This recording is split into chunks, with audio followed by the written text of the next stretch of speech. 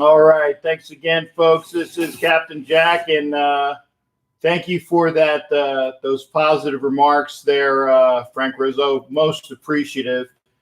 And I guess if you're here already, I don't have to preach to the choir, because you being here know that we had a really good time the other night on Sunday, and then as well as Tuesday, with the great Raiders, Reggie Kinlaw and Lincoln Kennedy. And again, if you're here, I can almost guarantee you that everybody that's commenting tonight has seen the interview. I know Frank has, and thank you there, Frank. I appreciate that. Ken Kirksey, thanks for coming aboard as well. Ed Winchell's always in the house. I would say it's very rare to have Ed Winchell not here. So thanks for coming aboard. There you go. By the way, y'all can cross the quarterdeck. You have been welcomed aboard. Frank and Ed, Ken Kirksey, Mike, Sarah. Somebody else is out there, but I don't know who it is. But that's okay. It doesn't matter, only in the fact that you're here. And we hope to get more people to come aboard, but that's okay. Hopefully the word will get out, because I enjoy this, and I know y'all do too. I know Mike Sarah is very happy tonight. Now, it is also possible that there are a lot of fans that are already watching the basketball game. Jerry White, there you go. And there you go. There's my 5. I'm watching the game too. I mean, it's right over there. And that's one of the things I like about this room, is the fact that I can go ahead and do my interviews. And I have the coverage right over there. And outstanding. Raider Bear said positive things. That's good. Well, at least that of me doing the show tonight. That's awesome. Yeah, it's gonna be good to see, and we'll obviously comment on it as we're doing the show. As we always do the show, you remember the bottom line up front. I always give you my bluff up front. Tonight's really quick. The number 6 and the number 7. Let's start with the number 7. Yesterday was Game 7 of the Stanley Cup Finals. And I'll be honest. I was expecting a Bruins win, because they were the class of the Eastern Conference this year. But what I didn't take into effect was how well the Blues had played on the road, how their goalie Bennington, it was 7-2 after losses, and that the Blues came out and controlled the game from jump. Now, it was scoreless for most of the first period until the Blues got 2 goals late in the first period, up 2-0.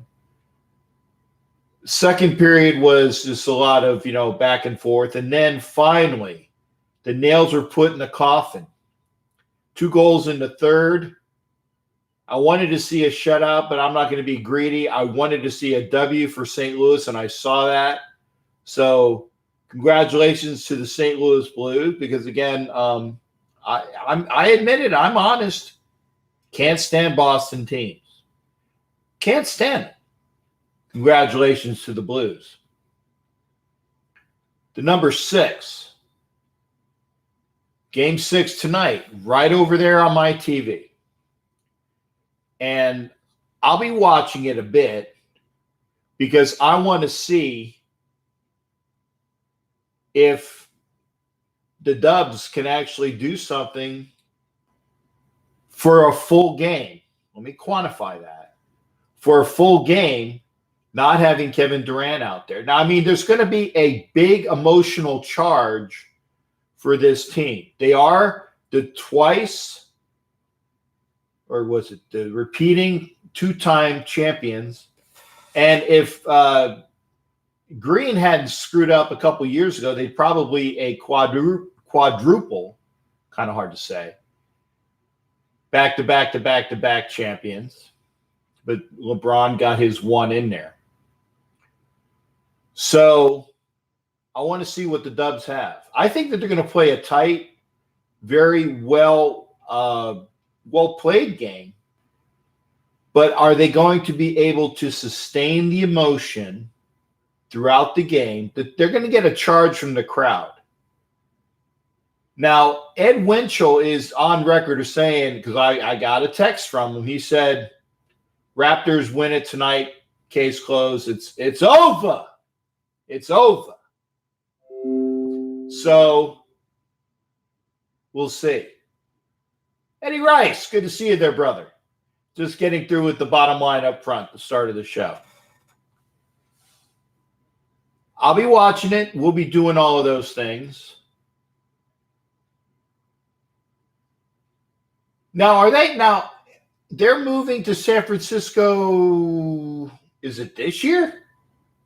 I thought it was next. I thought it was like another year, kind of like the Raiders had. I'm not sure. Frank Rizzo is pulling for the Dubs. Cali guy, home pretty close to our area. That's true. You know, Frank, that's an aberration because there are folks that are Lakers fans like Raider Rev that just cannot stand. Well, okay, maybe that's strong words because Raider Rev is from the Bay Area, but he's Lakers through and through. Don't watch basketball because I'm a goalie going for Golden State because I stick with my Oakland teams. There you go. But I'm watching. It's right over there. So I will occasionally, if you're not watching, I will give some updates. But I pretty much expect everybody here is going to have one eye on the game and another eye on the comment section. And again, another reason why I enjoy YouTube a lot better is the comments are easier for me to read. They're easier for me to read. And I enjoy that. Again, if you have not seen the Lincoln Kennedy interview, if you have not seen the Reggie Kinlaw interview, if you're a Raider fan and you know other Raider fan out there that haven't seen it, turn them on to it. Turn them on to it. And Frank Rizzo and Ed Winchell are betting cupcakes. That's between them. That's between them how many cupcakes they're betting. You might, if you missed the show about cupcakes, go back and ask somebody. But there's so many cupcakes that Frank and Ed are wagering on tonight's game.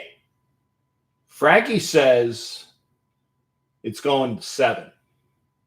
Ed Winchell says it's Raptors in 6. We'll see. So having said that, that's the bottom line up front. I mean, there's other things going on, but we'll get into that. There is such things such as football going on too, and we'll get into that as well. But the line is open. Can you guys see? Oh, you know what? You don't see the number.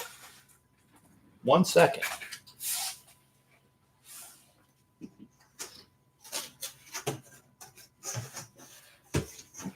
I am getting some new poster board.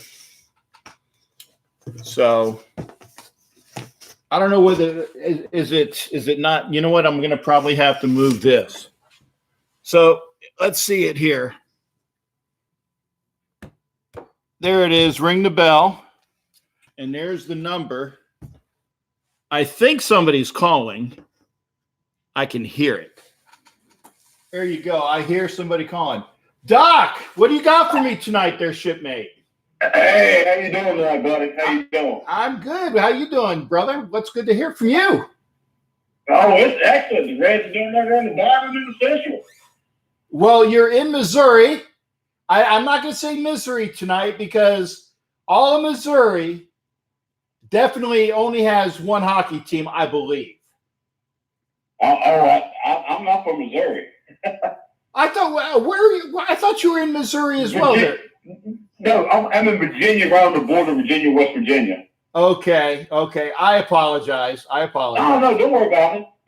Don't worry about that. You know so many people, it's probably hard to keep them on track. Yeah, and again, I try to keep where everybody is. I don't get it right all the time, but I do try.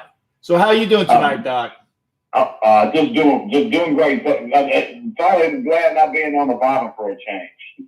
Yes, that is true. I tell you, like I said before, I was voting for Mayhem, but that game last night was really good, and I like what St. Louis did. It was very classy. I don't know if you've heard about that girl named Layla with cancer. She's a big St. Louis Blues fan, little girl.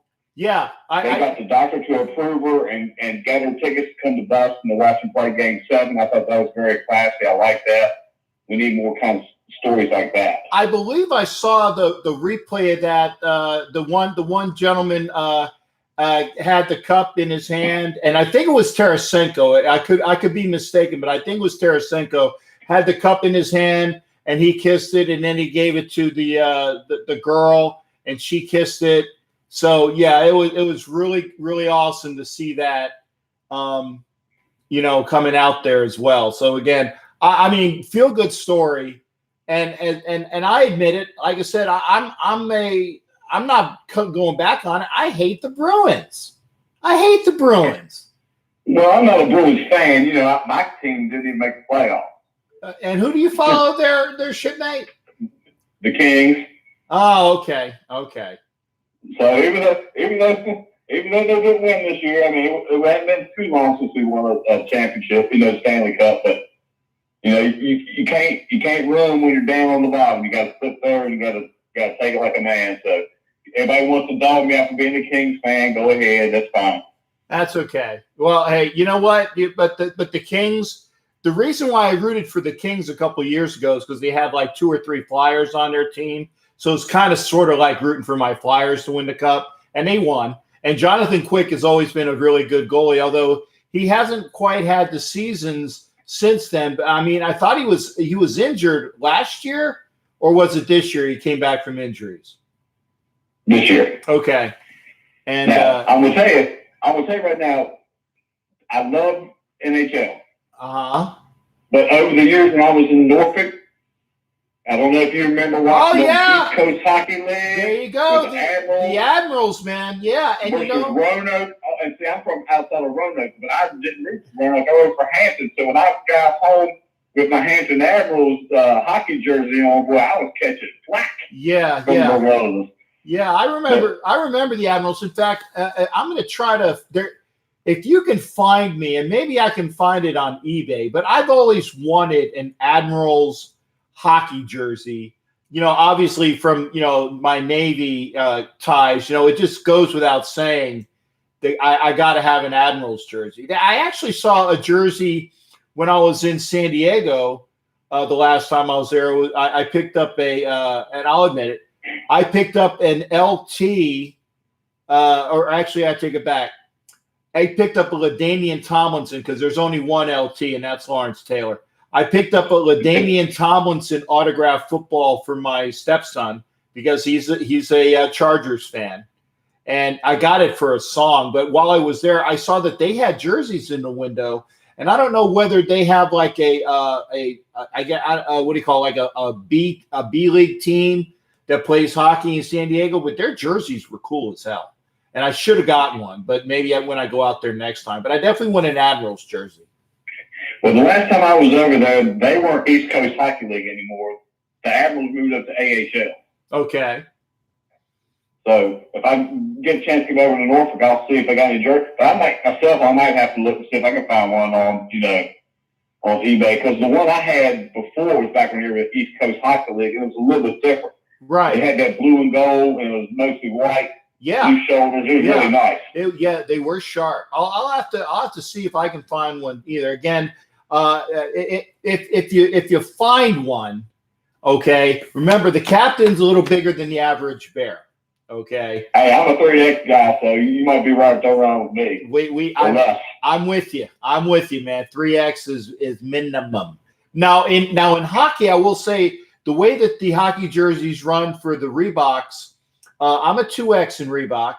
Or actually, is it? Wait, let me think. Yeah, Reeboks I was a 2X, and when they got the contract over to Adidas, I don't remember if I went up a size, because Adidas, it's all about the fit, because there's different fit between Nike and Reebok in football jerseys. There's different fit between Reebok and Adidas and hockey jerseys. So you actually just have to try them on to figure out what you got. But I know in Reebok, I like a little extra room in mine, for comfort. Yeah. Shoulder comfort and moving the arms around and holding my beers, not spilling them or watching the game. Oh yeah, most definitely. But it's just, I'm just glad that this went to 7. It was really nice for the hockey season. The hockey should be really happy with the way that Stanley Cup finished up. I thought it was pretty good. It was a hell of a game. It was a hell of a game. I mean, the Blues took everything that the Bruins threw at them, almost literally the kitchen sink. I mean, at one time, it was like 3-1 shots on goal, it seemed. I mean, I might be off a little bit, but it seemed like Boston had three times as many shots on goal than the Bruins did. And Binnington just stood on his head, just keeping that goal out. Eventually, when they had the man advantage, when they when they took a Rask out for the extra skaters, when they finally got that goal at the end.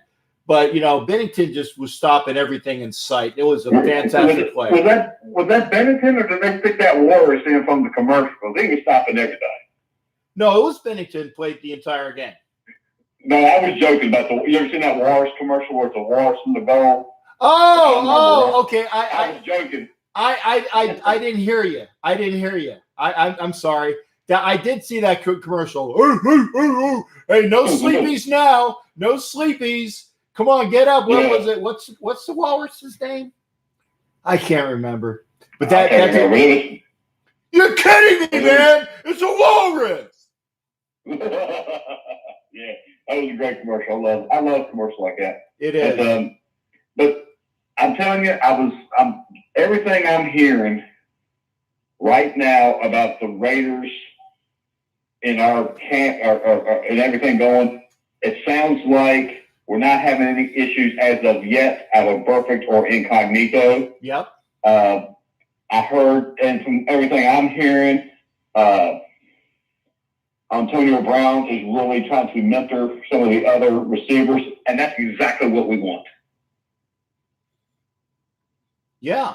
And, the funny thing is that obviously, in case you've been sleeping under rocks the last couple of days, if you haven't heard that the Raiders are going to be on Hard Knocks, then there's your surprise right there. The thing is as we've gone over it, both myself and the Bear were saying it was a guarantee. It was a guarantee. And then when Incognito came on the team, it was a definitive guarantee. I think the odds went to like $1 would pay you, or sorry, $100 would pay you $1 on that because it was so obvious. Okay. The point is that with all of those cameras around, are you kidding me? Are you kidding me? The fact that they can't have people that are just with their heads up their ass doing Hard Knocks. Okay. And it was one of those things where, Incognito and Perfect and Brown. Well, Brown's going to be pretty much allowed to be himself within reason, but the stupidity factor of doing things that are really stupid has got to be put on hold. Okay. And I agree. Yeah, and I think Gruden actually he had them have the day off. Hard Knocks, wear that shit, and that's a kind of stuff. Yeah, well, I'm gonna allow that one. I'm gonna allow that comment to come in there, Frank. You know, I try. Now, I got a question on that Hard Knocks for you. Okay. Is it only on HBO, or can you get it on NFL Network too? It's only on HBO. Years ago, I protested HBO, and I hadn't had HBO in 4 years because of me protesting the way they did certain boxing events. Right. Yeah. No, it's only on HBO. So that means I got to break down, even though I said, I was like, I hate HBO because I really hate the way they did some of their boxing. Yeah. They really took, I don't know if you remember a couple of years ago, some of the controversy with what they did with the boxing and stuff. It kind of made me upset. So I guess I have to break down and, you know, what's more important to me, being mad at HBO because of something 4 years ago or watching my Raiders. Right. So I guess I'll have to break down and just suck it up for a few months and then cancel after you're There you go. I mean, all those people that canceled after that certain show, something about thrones and games and whatnot. I know what the name of it is. I've never watched a single episode of that. I've watched only one. I didn't have HBO because I protested HBO, so I've never watched it. Yeah, well, yeah. I mean, apparently it was a decent show. I've seen one episode, and it was literally the episode I saw was the first episode when my friend said, "Hey, you got to watch this," and it was only because I watched a portion of another episode, and it was like in year 5. And my buddy, you know, God help him, God love him, God bless him. He's like, okay, what you need to know is this. And then he gives me like a little bit of background. And then 30 seconds later, there's something else. Okay, what you need to know is this. And he did this for about the first like 15 minutes. And I'm like, you know what? I got you. I appreciate it. And I walked out because, again, I'm not going to have somebody tell me the background that I need to know about in order to get the scene. If I have to do that, I ain't watching. So I watched the first episode. But I'm one of these days, you know, providing that I can, you know, stick around here, I'll binge watch and I'll watch the series because I need to do that. But, you know, what you need to know is this. So there you go. Well, if it ain't about sports, most time I ain't watching it. There you go. Hey, what else you got for me there, Doc? That's pretty much it. I was going to say, go Raiders. It's time to get the ball moving in the right direction. I'm still saying 8-8, buddy. Well, the possibility is there. I'm thinking baseline 7-9. I don't know whether we're going to quite get over to that 8-8. I think so. We can, but we'll need to see. We need to see if we can do it. The reason I'm saying 8-8 is because we're going to have a lot of home games there at the end after we're jello. And that also leads to the possibility, if things really go great, maybe one more after that. But I'm still saying 8-8. Okay, well, I like your enthusiasm. I'm not going to tell you to curb it, but I'm seeing. Well, 8-8 is 100% improvement. Exactly. Like you said before. 100% improvement. You win 4 more games. It's 100% more than when you won last year. I think it can be done, but I need to see it. All right. Well, you have a good night there, Captain. All right. Hey, thanks again there, Doc. Always good hearing from you. All right. That's Doc Burdett in Virginia, not in Missouri. I know Mike Sarah's in Missouri. There are a couple other people in Missouri. I apologize. I try to get everybody, you know, down. What I hope for one of these days is there will be so many people that I don't remember where they're all from. Always good to see him. And speaking about the champion, he is the champion. Yeah, we are celebrating here in St. Louis. There you go, brother. Big night for us last night. That's right. It was wonderful, man. I was thinking about you because you are the only Blues fan that I know definitively. Oh, I know. The Doc is not a Blues fan. No, No, Doc is not. The whole time you come on cities from St. Louis, or Missouri, I always thought the same thing, and found out he wasn't. No. Frank Rizzo's in Missouri. You're in Missouri, and there's another gentleman. Oh, I can't. And it's one of my Facebook buddies that come over here as well. They're in Missouri, so I know there's at least 3 of them. So yeah, Frank Rizzo actually even called me the other night, and he was surprised because I actually he wanted the information, and I picked up the phone. He's like, "Wow, man, Cat, I wasn't expecting to talk to you." I'm like, "Hey, of course I'm going to talk to you. You know, I'm on the phone." But yeah, Frank is in Missouri as well. But a great win for all the Blues. I was so happy to see it. Yeah. If you beat Boston, that's always a good thing. That makes life in any sport. In any sport. Now, I don't, like I said, can't stand a team like David Ortiz. I like Big Papi. I've met Big Papi down in the Dominican Republic, and I alluded to this in my tease for the show. Have you heard about what's going on with that shooting against David Ortiz? Yeah, I've heard some rumors, and I don't know if I want to repeat some of them, but one of them was that they just had a hit on him. That's true.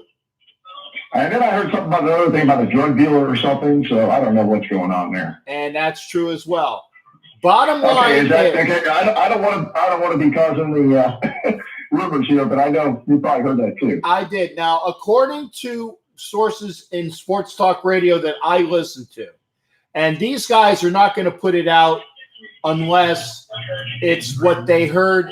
Now, it might be false, but I doubt seriously because of you're opening yourself up for libel, and I don't want to say that. So again, exactly. I'm going to say this. Allegedly, and this way I'm covered. As long as I say allegedly, David Ortiz was banging the wife of a drug lord in the Dominican Republic, okay? Yeah. Allegedly, the drug lord put a hit out on David Ortiz. Allegedly, the people told David Ortiz, your ass best not come down here because bad things will happen, okay? So there you go. He did go down there. And here's I'm getting a really loud buzzing noise through my phone here, so I don't know if it's the drug dealer catching us talking here or what. But yeah, I hope not.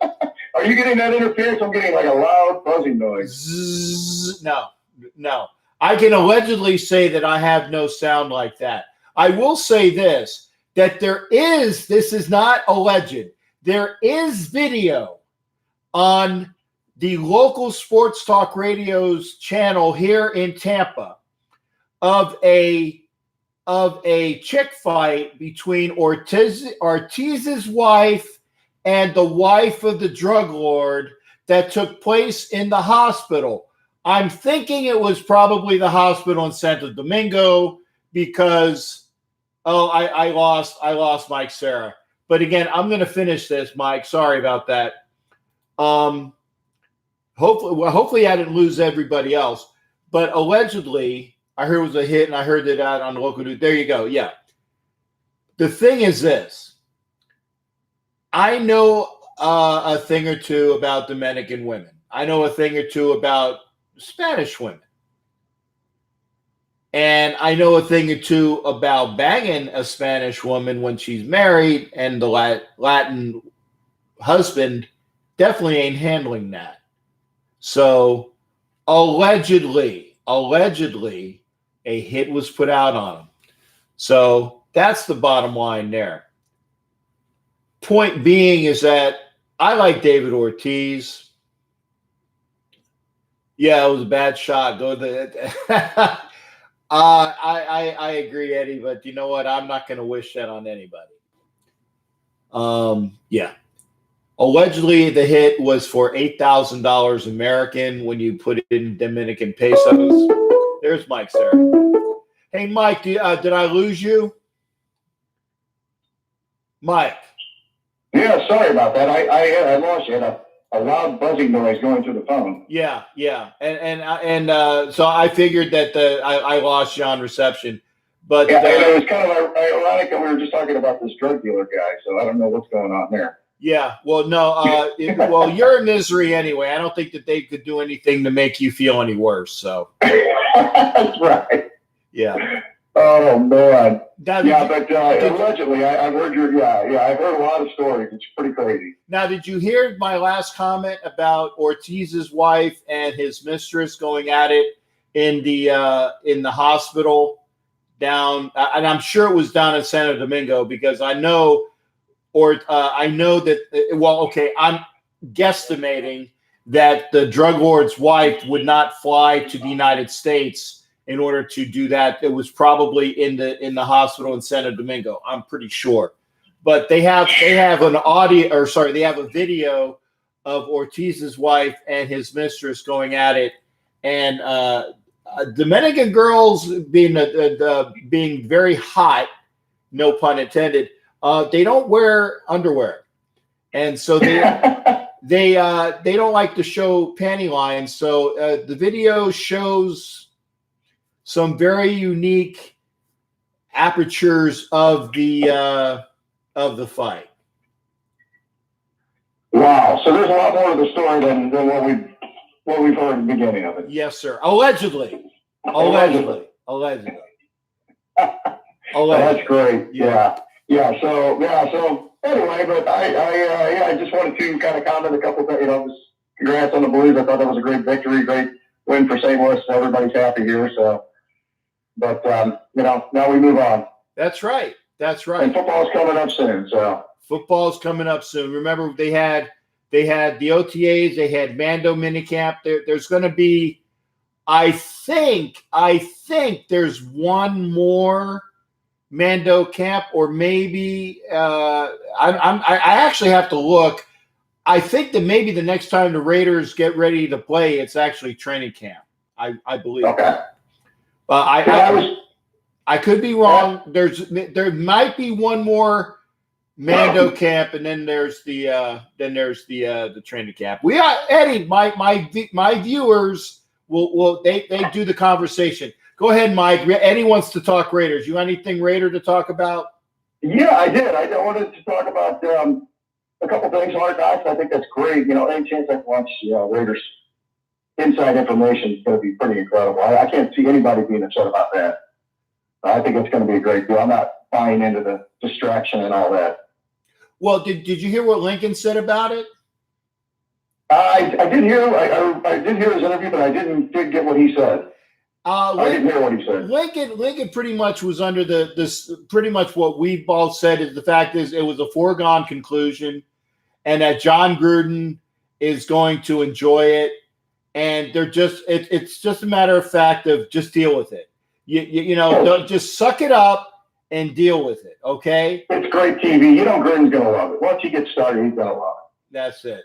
And he's going to get tired of it after a while, and then he'll get pissed. Yeah, and I tell you, between the minutes you had before, Mike, you definitely went over your estimation of time. So I'm gonna let you go, brother. Okay, sounds good. Hey, take care. Thanks for calling in, Mike. Go Blues. Go Blues. There you go. That's Mike Serra. Eddie wants to know, and this is for those that are calling in or haven't seen the show. I give each caller at least 5 minutes. The more calls I get, I'll eventually cut that down to 3, but I need to have more calls bouncing in. So once you call in, you get at least 5 minutes for your call, okay? I'm going to give that to you. Now, once you go over 5 minutes, I try to let you know, hey, if you want to knock out the caller, you can do that. I'll let them know. The line is open right now. Warriors are up 27-26 over Toronto. So there's your score. Hear about our schedule this year. Yeah, the schedule is horrific, Frank. The schedule for the Raiders is the toughest schedule in the NFL statistically. You know, they always seem to have that. I mean, these are two things you could pretty much count on, okay? The toughest schedule for the Raiders, and then this year as well, the longest amount of time as far as between trips, with the Raiders going over to London and back again, with the Raiders going to Winnipeg for a preseason game.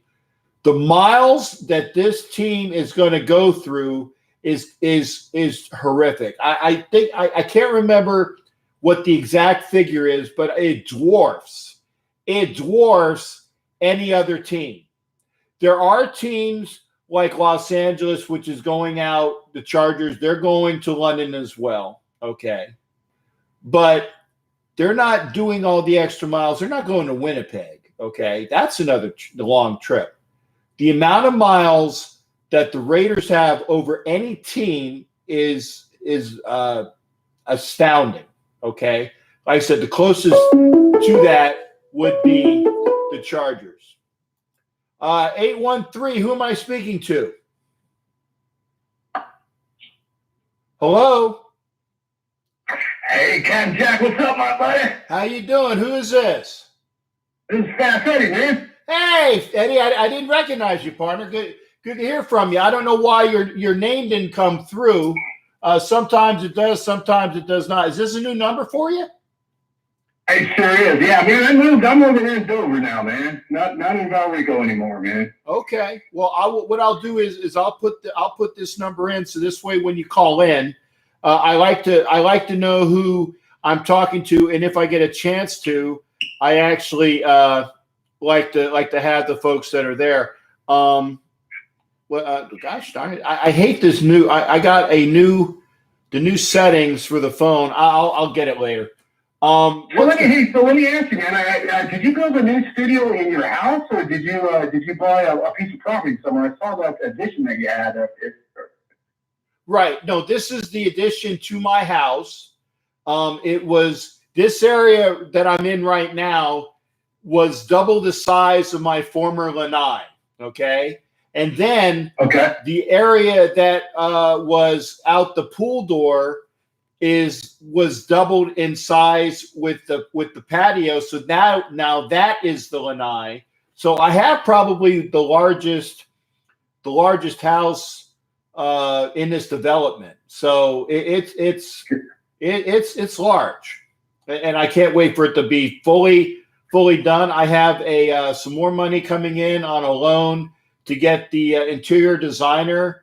So when the interior designer comes in, all of the walls here will be done. And I have so much stuff that the room that used to be the office room that I did my videos on before, all the extra pictures are going to go in that room. So it's going to be a sports bedroom for guests. So it's going to be really, really awesome when it all gets done. No, it's good to see, man. I'm happy for you, man. And I know it took a long time to do that. So that's awesome, man. I know you had some trouble with some contractor I saw a few years ago. Oh, man. But yeah, glad you got that all straightened out, man. So, hey, let's talk about the Raiders. Let's talk about the Raiders. Talking is good about it. What's going on? Yeah, let's do that, man. Okay, so here's my thoughts, man. I think, and I'm positive, man, this offense on paper, and I'm going to say it might be the best team we've had since 2001. And I say that because I believe that this team was built to compete in the NFC West, right? You know, we got Mahomes and Rivers and things like that. I believe, and I'm looking at this wide receiver, and I'm telling you what, man, one of the most impressive signings we did that nobody talks about is Tyrell Williams, man. Yes. That kid is big and he is fast, Captain. I mean, that kid can boogie, man. I mean, when Keenan Allen went down and he stepped in, that dude put up 1,100 yards, man. He was an undrafted free agent. I'm telling you what, that kid's got top-side ceiling, and you put him on the outside with Antonio Brown, and we get this kid from Clemson, and Reffler put him in the slot, and you got now Josh Jacobs on a wheel route coming out. There is no reason why this team does not put up 30. And in fact, I will be disappointed if we don't put up 30 points a game, or at least close to it. We have the talent to do it. I see that. I see that. But and I agree with you in this respect as well. The team that we had in 2016 was a lot of smoke and mirrors. Remember, we had at least seven fourth quarter comebacks that Carr was instrumental in bringing us. 7 in 2016. So we get one was right here in Tampa Bay. One was right here in Tampa Bay that we went to. Right. The overtime win. You know, when good old number 10, who every time Seth Roberts. There you go. Every time Seth Roberts caught a touchdown, except for one game, we won. They won. So if Seth got a touchdown, we won that game. And there's only one game that he ever missed that they didn't do it. So again, you get it to Seth, you're going to win the game.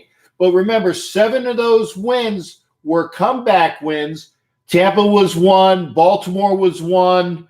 Oh God, it's getting so long ago. Whatever the hell the 7 were. Okay. And I think it was Carolina was 1. I think we beat them at the last. Yeah, it was Carolina. Didn't we go? Wasn't the 4th and 1 on the goal line? We beat Carolina. I think it was that year. Well, we started in New Orleans, beating the Saints. Okay, on the 2-pointer, and one of the only reason why we actually won that game was because their kicker was just about this much away from getting it through the uprights, because there was a celebration after that 2-point play. They got 15 yards on the kickoff, and that immediately marked them up to about like the 50-yard line, or actually might have even been in Raider territory. They ran a couple plays, and the kicker was just outside the upright on the very first I remember that. Yeah. Absolutely. I do remember that. You are right. Yes, I remember that game. Sure was. But here's what I want to talk about. And this is, with the assignment with Antonio Brown, which a lot of people, I've seen this on message boards throughout the internet. People are constantly talking about Derek Carr getting the ball deep to Antonio. Do you know that Antonio Brown only caught 9 passes past 20 yards last year? Right, because he'll take his pass and then he'll go. It's all YAC, man. It's exactly YAC. Right. Yes. So, and 76% of the passes thrown in the NFL, Captain, are less than 15 yards. Right. Everybody's doing it because it's 50% if you throw past 30 yards. A lot of people don't know that, but the chances of catching a ball past 30 yards is 50%. That's why you don't see coaches going deep unless it's one, man-on-man coverage, and maybe they're up 10 points. They may take that chance. But that's why you see all these passes 15 yards and less. They're little go routes, button hooks, things like that. That's what they're doing, man. And that's where AB makes his money. Right. Get him in the open field. And that's why we're in the zone. And don't forget, people do complain about Tom Tindall, but you know where he came from, right? Yeah. He's an Alex Gibbs disciple, man. Exactly. He's an Alex Gibbs disciple, man, and it's all zone now. People want to go back to this 2016 power run. It don't work, dude. It doesn't, man. They're doing stunts now. You can do a little bit of it. Yeah, let me quantify that, because it's a PZBS. It's a power zone blocking. And I know that's kind of, it sounds redundant or oxymoronic, but it's big guys that can maul, that can move and do a bit of power zone, because it's not all straight zone. Remember when Alex Gibbs was running the zone in Washington and he was running the zone in Denver. It was these smaller guys that were quick and would be able to turn you on a dime, okay?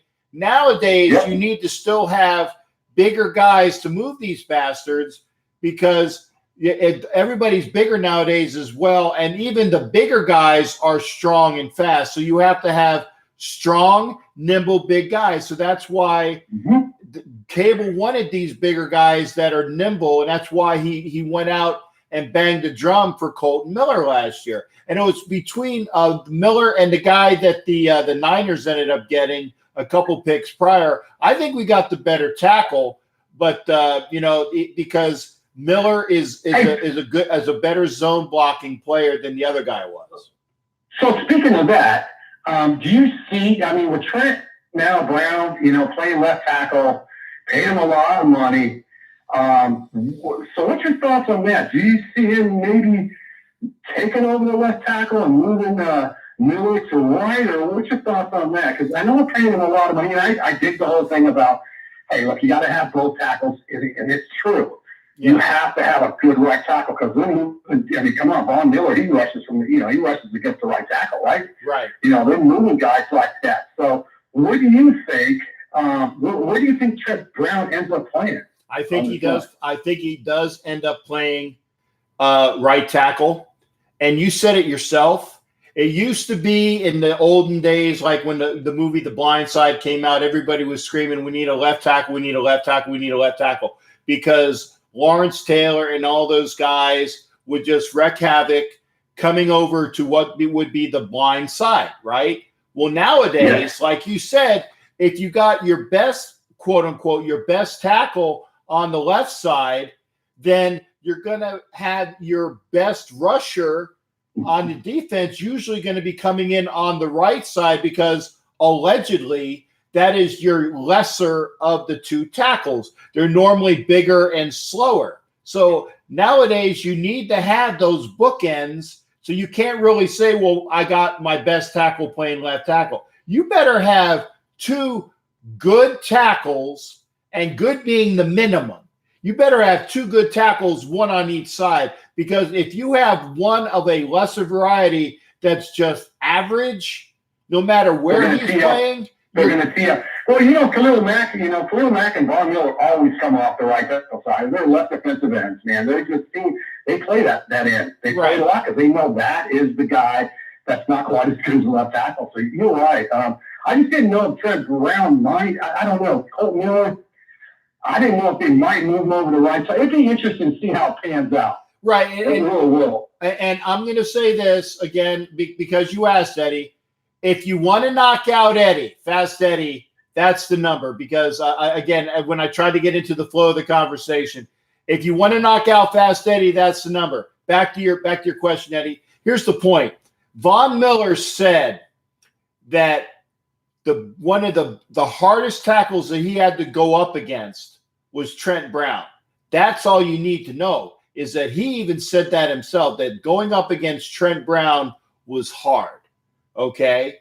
And he knows that. And Mike Merkert has said it as well. Von Miller, Joey Bosa, all of the better players are going against the right side. If that's true, great, because we know that Trent Brown is going to be able to do his due diligence and play well. The question will be is if Colton Miller lives up to expectations. I am saying that Colton Miller is bigger this year. He's not injured this year yet, or I should say yet. Yeah, I agree. Right. I agree. Hey, so I want to just talk about the offense. We'll touch about the defense next week, but one last thing, I'll let you go. I want to get your thoughts on this. Okay.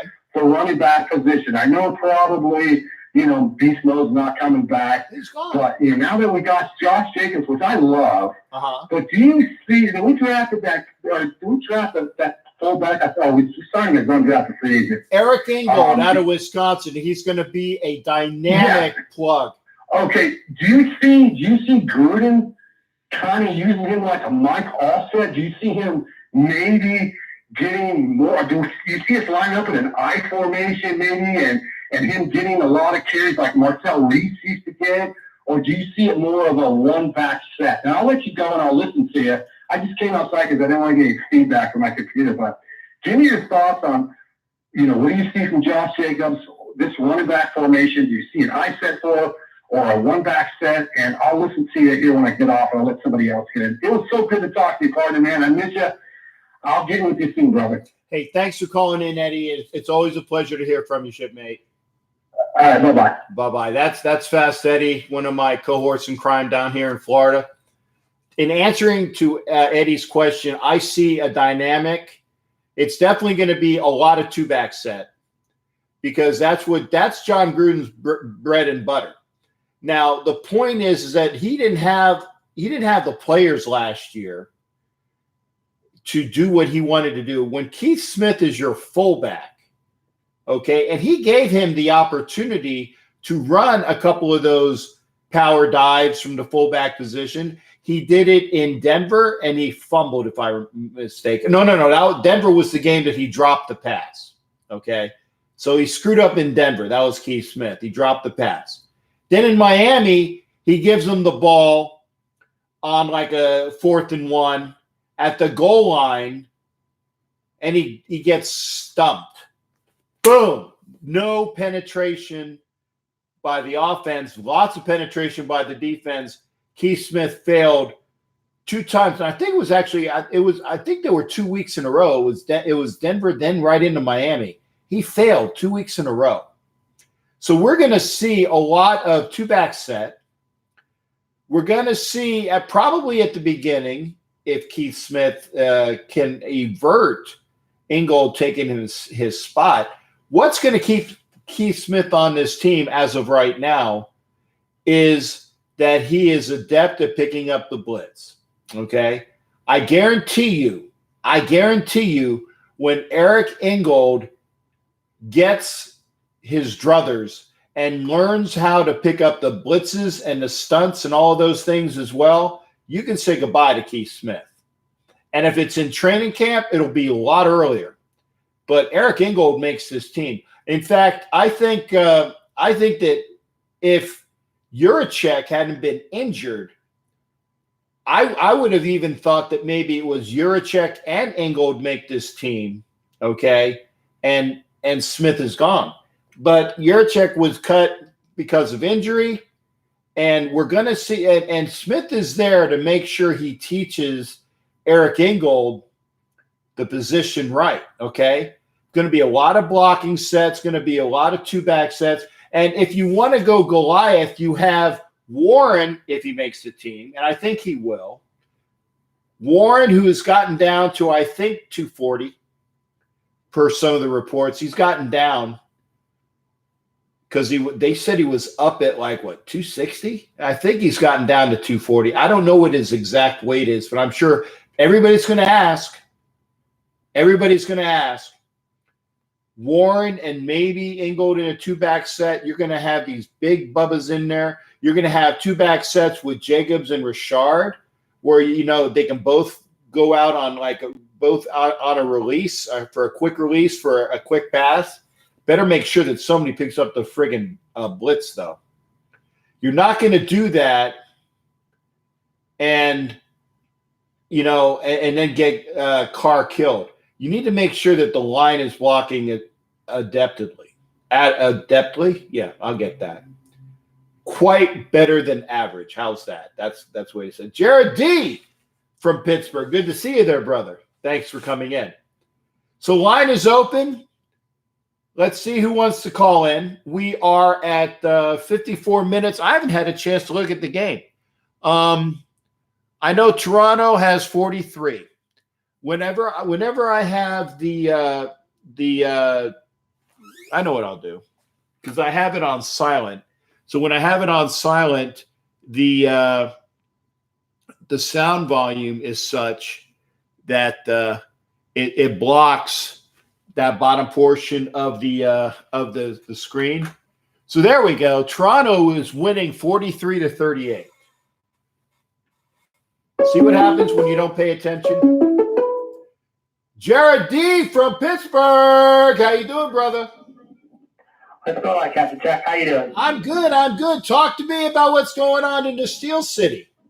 The Steel City is a little chilly today, but it's right now our baseball team sucks. I mean, the Steelers mini camps, another week of the Steelers camp is about to wrap up, and I think we're ready for St. Vincent College in about a month from now. So it's been very quiet so far, however, as far as the Steelers. The baseball team just stinks out loud. They just traded one of their guys to Toronto for money tonight. They've lost 7 in a row. They're going to be down in Miami this weekend, taking on probably the biggest joke of the baseball scene, the Marlins. It's getting worse and worse for the Pirates right now. It is just a depressing time right now, to say the least, as it always is. What happened to the Pirates? The Pirates were actually, I would say, average to above earlier in the season. I mean, I'll be honest, I haven't been paying attention to the Pirates. What happened? Yeah. The injuries caught up with him. Jamison Taylor's out there after the break. Trevor Williams is hurt right now. Josh Bell cooled down quite a bit. And now Sterling Marte's trying to heat up with his bat. There's talk that we might be trading him out next, maybe. I mean, Corey Dickerson could be on his way out of Pittsburgh, even though they're paying him $8.5 million this year. He has not stayed healthy. The injuries have been a big, big problem with this team. And they're not. I mean, they've lost 5 or 7 to Atlanta this year. Milwaukee has just owed them this year, 6 out of 7. They've done well against the Cards and the Reds, however, but they just can't. I don't think they've done pretty good with the Cubs, but when it comes to Milwaukee, it's always their bugaboo against Milwaukee. Yeah. Well, I mean, I apologize, man. I mean, I said the last time I checked, the Pirates were actually above average. 2 or 3 weeks ago, they were right there, and then all of a sudden the slide just came out, and the bottom of the well just dropped right out from underneath them, as it always does. But, yeah, talking about the Warriors tonight, I saw tickets earlier today. I think that Yahoo said how earlier today in one of the papers in the Bay Area said that tickets were going anywhere between $500 to almost $10,000 a pop. Yeah. Which is crazy. Is crazy. Well, I mean, I'm seeing the signs that apparently this is the last game in the Oracle. So there you go. There are no more games. No more games there. And I think the Warriors want to go out. Not only do they want to have a win for KD, they want to have a win for their last game there. Yeah, and it's a 1-point game right now. It's been a fun game. I mean, I've watched a little bit of it tonight. I'm flipping between that and the movie right now, but I just flipped it on. We're almost at the half right now. GS is up by 1, so we'll see what happens in the second half. But, yeah, Durant being hurt the other night really screwed them up. I mean, everyone's saying about how Kerr didn't know that he was hurt, and he rushed him back too soon. I think he kind of did, but that begs the question now. I mean, does Kevin Durant, despite healing off from this injury now, does he get back to 100% by the fall, Howard? What team will be wanting to spend money on him, Howard? Which of them will open their wall and say, like LA, Miami, New York, will they say, okay, Kevin, we want you to come? Or is he going to hang it up for good? We don't know yet. No, see, he has a player option for this year upcoming. So if he wants to stick it to the Warriors, he will say, you know what? I'm going to pick up my option. I'm going to stay here in Oakland with, I think it was 26 or 31 million, something in there where they have to pay him that contract, and he could just stay on the team with that money because, again, it's his decision. And then next year, after the 1-year player option is done, then it will be how he comes back from the injury. If I'm Kevin Durant and I know that I'm not going to be 100% during the year, I would do my due diligence. I'd basically take a year off, take a vacation on the Warriors, especially if Steve Kerr kind of was, I don't want to say he did it to screw him specifically, but that's the way it is. The fact is, I would take the money. I would sit there and do rehab on the Warriors, get that money that is due me, and then when I'm a free agent come next year, that's when I would go out. Yeah.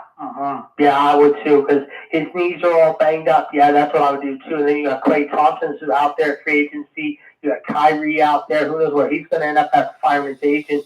But definitely congratulations to the Blues of St. Louis. That's like, boy, that city was partying into the night, I know, after last night's game. That was a good series out between them and Boston. And St. Louis deserved this. This was their time to shine brightly after not winning since 1970. So congratulations to them. There you go. Anybody but the Bruins, and because you're on, and the Penguins too. Well, the Penguins are going to have some issues right now. I mean, they keep talking about Phil Kessel staying or Phil Kessel going. I mean, we're going to know, this weekend. I think it's this week or in 2 weeks where they're going to go with free agency. The NBA draft is, I think, a week from tonight, if I'm not mistaken. So we're going to have a lot of questions in the next week or two. Who stays, who goes. And that'll be interesting to see, man. That'll be interesting to see. Well, remember, I told you, I swear, when the Raiders go to Pittsburgh, but you're telling me that it's going to be Pittsburgh and the Raiders in Vegas the first Monday night game, which I think that's what I'm going to keep hearing. Yeah, I'm looking at FBS schedules right now. I'm going to pull up right now while I'm on with you. Yeah, I think next year, looking at the NFL schedule in 2020, Let's see here. AFC, Pittsburgh. Hold on, I'll tell you in a second. All right, here we go. 2020, yeah. 2020 next year, however. Well, it's not your division. It would have to be if we have the same record across the division, because we played your division last year. It was the Browns, the Steelers, the Ravens, and the Bengals. So we played them last year. Okay, it's not next year. Okay, I made a mistake. I'm looking next year now. They're playing Philadelphia next year at home. They're going to play at Dallas, at Jacksonville, at the Giants next year. Houston comes here next year. The AFC West says here, however, it says to be announced AFC West and then AFC. So we'll know next year, but that's a year off. And then in 2021, I think it is. I think the Raiders come to Pittsburgh. 2021 they will be in Pittsburgh. Yeah, and if I'm around, and hopefully I will be, if I'm around, I'm going to hang out with you. Sounds like a plan, Howard. You're welcome anytime in the Steel City. The Raider fans are definitely welcome in the city. Some people still have that grudge for so long, but not many, however, believe me. Well, that's great. And did you ever get a chance to go over to you-know-whose place? I am going to talk to him this week. I haven't talked to him in about 3 weeks. He's been so busy working and traveling for his company. I told him I'd get in touch with him over the weekend, being Father's Day and all, but I want to try to get in touch with him hopefully tomorrow, and then maybe get in touch with him early next week at the latest, because I know he's going to be in town for a while. He's been out of town lately. He went to Chicago for his business hours this last weekend, so he just got back last night after being away for 4 days. So I'm going to get in touch with him tomorrow. Actually, we're having lunch tomorrow, so I'll probably find out tomorrow afternoon what's going on. Well, good, because, again, are you talking about the person directly, or you're talking about the person who's going to be talking about the – okay. Yes. If you're talking about the person directly, I have something for him I've had for several years, a hat and a T-shirt that I want to make sure I give to him, and hopefully you remember. I'll talk to my friend Matt in the morning. I'm going to call him in the morning because I think he's taking a half day tomorrow from his – because usually, he usually gets a half day once every couple of months from his work hours. He's always busy traveling, so I think his boss will give him a half day tomorrow. But, yeah, I'll talk to him tomorrow. And then if you're doing the show Sunday night, I'll call you, let you know what's going on Sunday as far as that goes. Well, good, because, again, I want to have this gentleman on, and hopefully he didn't forget who the hell I am. If he did forget, you tell him that both him and I were looking at the same hot brunette that when I was bouncing and he was coming up to the club. That's all I'm going to say. I'll be sure to mention that to him, no problem. I'll be in touch with you on Sunday. All right, Jared. Always good hearing from you, brother. You too. Talk to you soon. All right. Bye-bye. That's Jared D. That's in Pittsburgh. The line is open. Let me get through a couple of these comments. And thank you for the mileage. Apparently 35,000 miles. 35,000 miles for the Raiders this year. My goodness. Okay. Is Hard Knocks going to be a distraction? It's not going to be a positive, Kendall. It's not going to be a positive, but it's going to be a distraction anyway. But the thing is that I honestly think between Gruden and Mayock and some of the people that have been there before, remember, Burfict's been on Hard Knocks already. There's been a couple people that are going to be able to handle themselves with the camera. This is primarily a younger team, so they're going to need to learn how to deal with it, okay? Antonio Brown is he don't care because he's all about his views and things like that. And Lincoln Kennedy said the other night, it's like Antonio, who is a prima donna, and that was his words. Lincoln Kennedy himself said that Antonio is a prima donna. We all knew that, though. So it's these players that are going to have to play up to their utmost and not let the cameras be in their way. So we'll see. And there you go. And that's a really good insight. Arden Key has gained weight. The question is, what is the proper weight for Arden Key? Because when he was gained weight in LSU and he was playing too heavy, then he was a slug. And you can ask their coaches. He was a slug. So the question will be, and up by 2, Toronto, 51-49. What is the best weight for Arden Key in order for him to maintain enough of the bulk that he needs to play the defensive end position without losing the quicks that he has? Because is going to be primarily a situational pass rusher at the weight that he was playing last year. So he needs to make sure that when he does get stocky, it doesn't affect his speed, because that's what we want him to be. We want him to be this the quick pass rusher. And I was going through the stats, and I think that he had 13 almost sacks. 13 almost sacks. And I like the fact that the coach, Brenton Buckner, who I love, took him in the office and said, "Come here, shipmate. You know it's your ass when your boss said," well, he didn't say shipmate. This is how a Navy chief does it. You know, you can either be a shipmate, it can either be a really good thing or it can be a really bad thing just by the intonation. So, "Come here, shipmate." Took him in the office and showed him all of these. I don't want to say it was F-ups. I'm not going to say that. But it was where he didn't quite make the play. And maybe it wasn't at the end. Maybe it was right at the beginning, because maybe he was not lined up right. Or maybe it was too far on the outside. Maybe it was too far on the inside. It was a matter of whether he had the angle correct, whether he did the rip and swim move correctly. All of these factors coming in, and it was from the beginning and then from the end where he messed up. Key himself said that the one that he hates the most was during the Denver game. I think that was week 2 or week 3. When he sacked Case Keenum, but he could have had a strip sack. And if he would have had the strip sack, would have been a fumble. And then, of course, we might have got the ball. Could have changed that game, because what did Denver do? They went ahead and they won at the end. So it's one of those things where you have to be right, and you got to do all the right things. And I think this year he's going to do all of those right things. We'll see. And my God, are you going to get the ball or not? Okay. Can't wait to see the action first game. I know. Poor game of the year for the Raiders to get off to a positive vibe. I agree. And I was out there for the Monday night game last year. And there was such a positive vibe in Oakland for that Monday night game. And you remember the Raiders were winning at the half. And they were winning like halfway through the third quarter. But even though they were winning at the half, you could see it starting to get away from them, even at the very end. They could not sustain, and it was just a matter of time. And then the Rams got, I think it was like the 2 successive scores, boom, boom, and it was done. And it was so disheartening. It was such a kick. Not in a good way, obviously.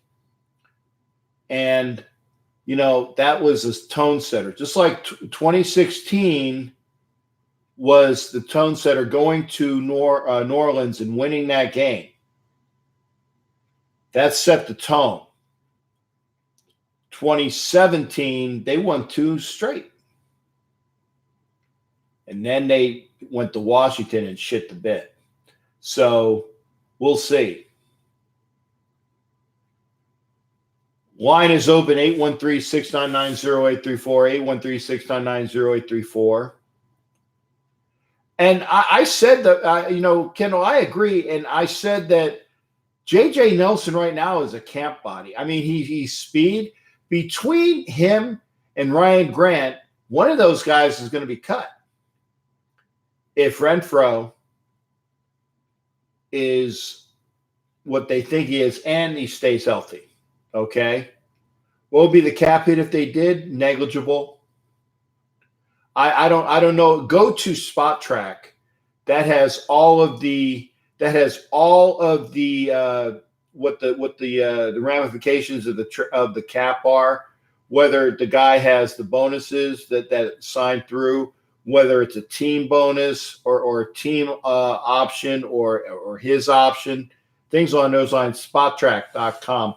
very, very adept at keeping track of where teams are on the cap. J.J. Nelson, I believe, would be – I don't think there was any major guaranteed money on that. I would be amazed. I would be amazed. Augie, I'm going to let you know I agree with your comment, but I'm not gonna.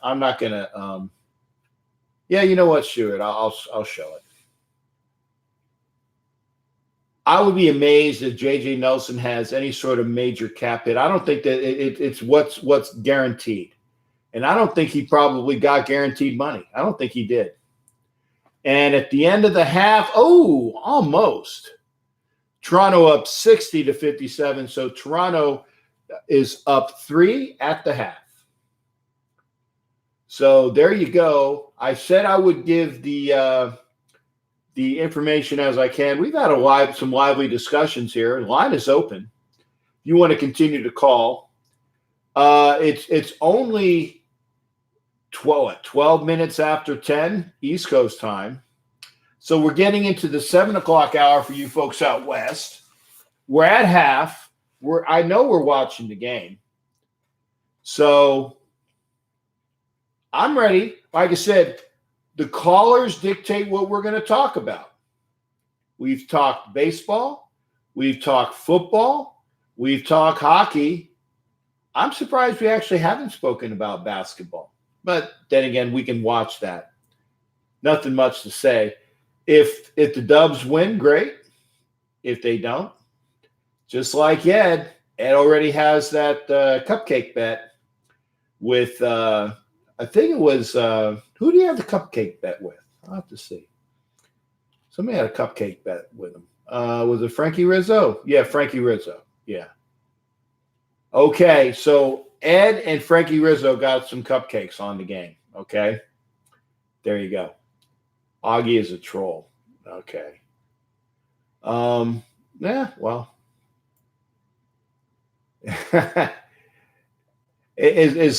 Well, I'll take him. I'll take him right now. Line is still open, 813-699-0834, 813-699-0834. If you want to call in, we did hear from Mike Sarah tonight. We did hear from Fast Eddie tonight. We did hear from Doc tonight. We did hear from Jared in Pittsburgh. Who else wants to call? I mean, right now we're going through with the highlights. I haven't been paying attention to the game. I look up occasionally to what the score is. I don't even know what the ebbs and flows is. I have seen where the Warriors were up about three or four, and then they were down about 6 or so. Then they were tied. We'll see. Do I think the stadium will be done in time? Yes, I do. And I'm not going to guarantee I'm not going to guarantee you that, Kendall, but I'm pretty sure they will do everything in their power to get that stadium done in time. Remember, the Raiders got to move in August of 2020, but the NFL draft is going to be in Las Vegas next year. So they need to make sure that the stadium is done there. Oh, okay. Steeler. Okay. Hey, Augie, you're allowed to be here. Like I said, Jared is a Steelers fan as well, and he calls in. Thanks for coming in. I like to have fans from other teams come in here as well because, again, you get a chance to hear from other folks. Ed Winchell, how you doing there, brother? How many cupcakes you got on the game tonight? What's that? How many cupcakes do you have on the game tonight? I think a dozen. You got a dozen cupcakes? Maybe 20. 20 cupcakes or 20 cupcakes. I love me cupcakes. Okay. Well, I know you. I don't expound. You know what I'm talking about. So again, cupcakes is okay. I'll talk about cupcakes. Yeah, cupcakes are great. Yeah. I've been watching the game while I've been listening to you, and there's no clear team that has taken control. It's like back and forth, back and forth, back and forth. Yeah, I mean, kind of interesting. I mean, I haven't really been paying attention occasionally because I like to make sure I'm looking at the comments, so I haven't really had a chance to keep up. I occasionally would look up, but like I said, I haven't been really gotten a chance to see the ebb and flow of the game. So, but I mean, I hear it's close. I mean, it has been back and forth, so nobody has been really dominant, is what you're saying. No one's been dominant. I think it's going to be the best second half of the season, for all basketball fans. You know that girl, Beal, what's her name? That girl, one of the the announcer for ESPN. Jennifer or Michelle Beal? Michelle Beal, yeah. She's a Spurs fan. You know how much ESPN pays that lady a year? Quite a lot. What? Quite a lot. $6 million. Yeah, quite a lot. Yeah. And it's a good game. 3 years ago. It's a good 3 game. years ago, she was on, some morning sports shows making, I don't know, way less than $6 million. Uh-huh. It's just, I think about all the money these people are making in promoting this, and it's just incredible. Well, like I said, it's a good job if you can get it. It's one of the reasons why I want to quit my day job. Now, and I have a good job, but I mean, I've been doing it for 30 something years. I'm not going to say anything bad about it because the last time I even talked about my job on the air was when I was down in the Caribbean, and my boss said that I fired myself. I'm like, I never spoke about my job on air. I spoke sports. And so, right. and she tried to fire me, saying I fired myself, and I was having none of it. So I kept my job. That's like, screw you, lady. But I will say this, like I said, when you've been doing a job for 30 something years and your love is somewhere else, you do your job, but you know what? You always keep options open. Trust me on that. And all of us have those options we think about all the time. Yeah. When I was younger, I was going to law school. But before I went to law school, I was thinking, I don't know if I was 10 or 12 or 15. Sandy Koufax and Mansell were only making $100,000 a year. Bob Gibson, the best pitcher one of the best pitchers out of St. Louis. I mean, wasn't Christy something? Christy Mathewson, yeah. Wasn't he from St. Louis? I believe he was from that area. I'd have to look it up, but I know he played for the Giants, right, as a team. But he might have been from St. Louis originally. And who knows? His team might have been called St. Louis Giants back then. No, I think he was still playing for the New York Giants. Was it? Yeah. But I was thinking. My point is, Captain, that. I thought I'd make more money being an attorney than pitching for the Los Angeles Dodgers or Yankees. Right. Or playing for years. I mean, $100,000. These guys back then needed 2 or 3 jobs. Yeah. And that's, can you imagine that? Right. And that's why in the off season, when people were in the off season, no matter what the sport was, you had a real job. You were a baseball player and a football player during the season. Right. But when you were in your off season, you worked at the hardware store, or you worked in the insurance company, or you had a sales route, and that's what you did. That was your job. So you played it at your own peril, shall we say, with a win. Right. So we'll see. So what's this I hear about Gruden being pissed off about Hard Knocks canceling practice today? Well, I heard that's a distraction. Yeah, I heard. I heard. I'll be honest. I didn't hear that there was a distraction as to why he canceled. I just heard he canceled practice, and that it was funny because Gruden was the one that was bitching about how all these people nowadays, and that the players are coddled, and that they need as much practice as they need, or they need more and more and more, and they can't afford to have these guys miss these practices because there's so few of them. And what does he do? He blows off practice. So I don't know. I did not hear the reason why. But if it was Hard Knocks related, that's not a good sign. I think that might be maybe it's like here's what I can control, because I don't believe, and maybe I'm wrong, I don't believe that Hard Knocks is hard filming yet. I think that I wouldn't think so. Right. That they were probably doing some filming for the cut-ups for the promotion. So he wasn't going to give them anything really great, or if they were just doing the cut-ups for the promotion, maybe it got so bad he just said, you know what, I'm going to have to deal with this during this year anyway, but I don't have to deal with it now. Screw it. So we'll see. I wonder what they pay the Raiders to do that. The funny thing is they don't pay the Raiders. Really? No, HBO has the contract with the NFL.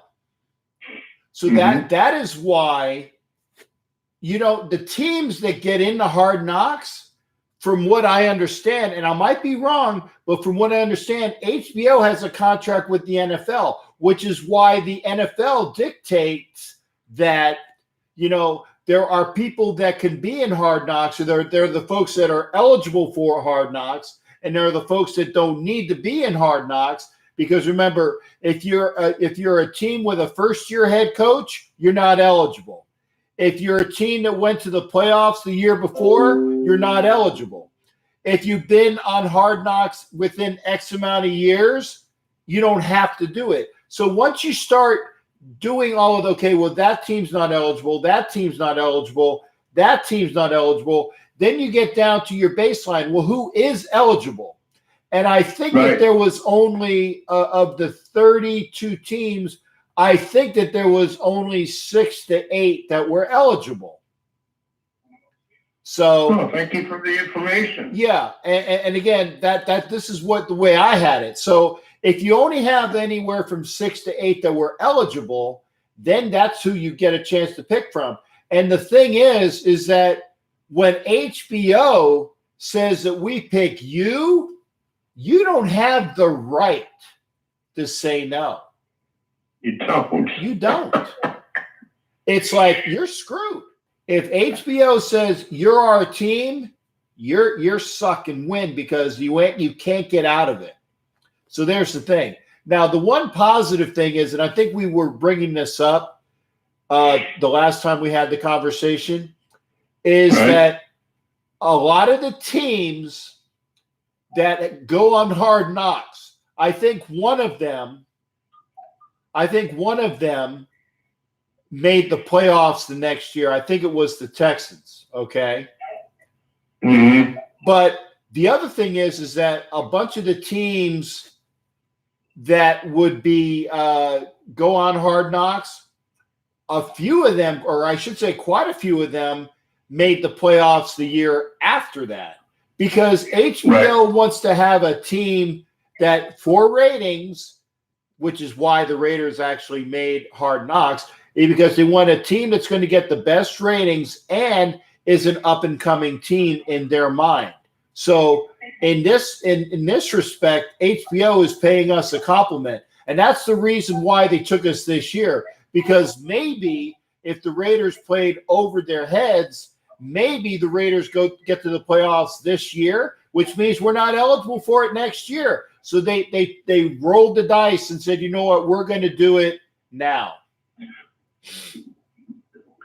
Interesting. That's very interesting. And I've got news for everybody about Vegas 2020. Go ahead. It's your time. What's going down is, and I think Jared brought this up, that it's going to be a Monday night game. The first Monday night game against Pittsburgh. Not 2020. That's what? Not in 2020. The Raiders don't play the Steelers in 2020.